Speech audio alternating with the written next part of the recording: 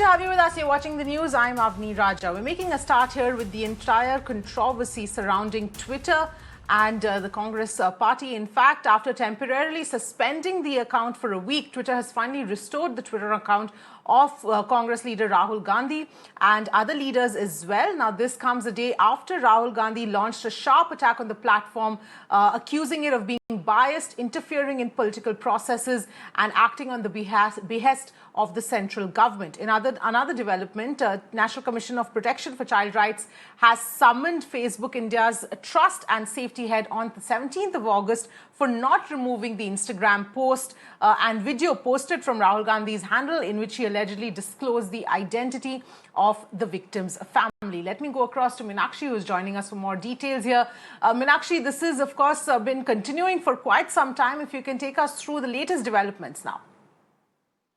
Well, the first tweet that the Congress party's official handle put out was Satyamev Jayate, and subsequently all other party handles that have been restored with their regular features. We underline for viewers again here that this was a process of locking of the accounts, which is restrictive in nature, which prevents the account holders from making new tweets, from retweeting new material or liking tweets. This is something which is different from an account being permanently lost to suspension.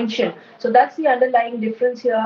We remember when any account of Twitter is locked, it is also restored after a certain duration of time, which is determined by Twitter itself. So, but nonetheless, this has led to a huge political outcry. We saw from Rahul Gandhi, Priyanka Gandhi herself yesterday, Rahul Gandhi in particular, saying that this tantamounted to the interference in the democratic process of a country. And he has 19 to 20 million followers on Twitter. And this tantamounted to keeping them away or deprived from an alternate point of view or opinion.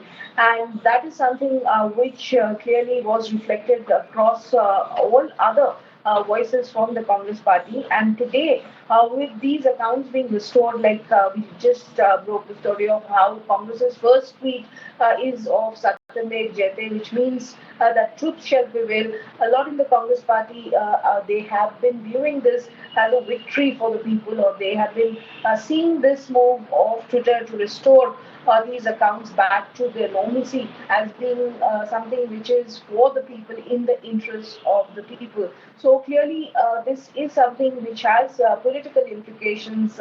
We have seen those implications play out. But the other aspect here is the official handle of Indian National Congress television handle. That has also put out one information saying as to how these pictures were put out in the public domain with the consent of the deceased child's mother. So that is one important information again that Congress is going to highlight. But be that as it may, will this be sufficient to really placate relations between Twitter International and Congress? That remains to be seen. Yes, absolutely, Meenakshi. That does remain to be seen. Thank you so much for joining us with all of those details.